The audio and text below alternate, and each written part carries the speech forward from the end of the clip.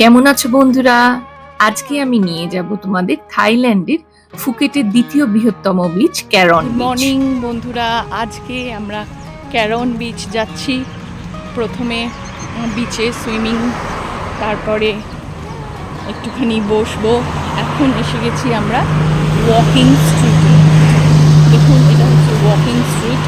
বিচের লেফট সাইডে walking street বলে এটাকে। ওয়াকিং স্ট্রিটের ওপর লাইন দিয়ে রেস্টুরেন্ট, আর এখানে সমস্ত রকম সি ফুড পাওয়া যায়। ঝিনুক, শামুক, লবস্টার, অক্টোপাস, কিছু বাদ নেই। দেখতে পাচ্ছেন অক্টোপাস গুলো কিভাবে জড়িয়ে রয়েছে।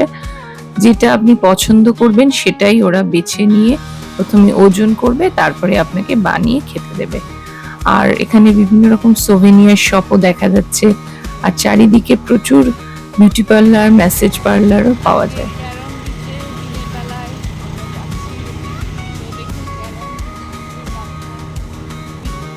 এটা ক্যারন বিচে ঢোকার এন্ট্রেন্স গেট। এরকম অনেকগুলোই আছে, আর ঠিক তার রাইট সাইডে হচ্ছে ওয়াকিং স্ট্রিট। এখানে বিভিন্ন রকম ফুড মার্কেট আছে।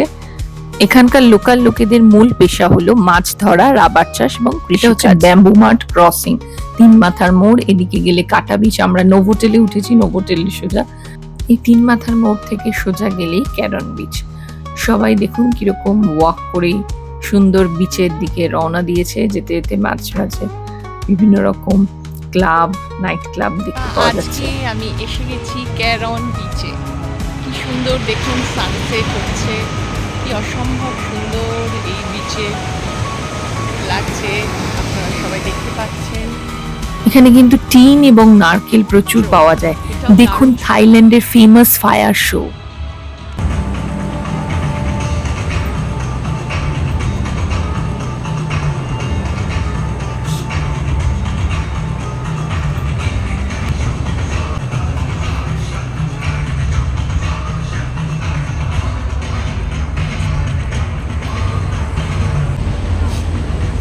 ফায়ার শো দেখে ক্যারন বিচ থেকে বেরিয়ে পড়লাম।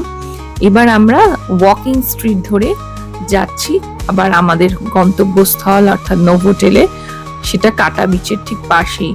সোজা হেঁটে যাচ্ছি দুধারের রেস্টুরেন্ট, সি ফুডের, সোভেনিয়ার শপ, এবং এর সঙ্গে আপনি বিভিন্ন রকম বিউটি পার্লার, ম্যাসাজ পার্লার, স্পাও প্রচুর দেখতে পাবেন।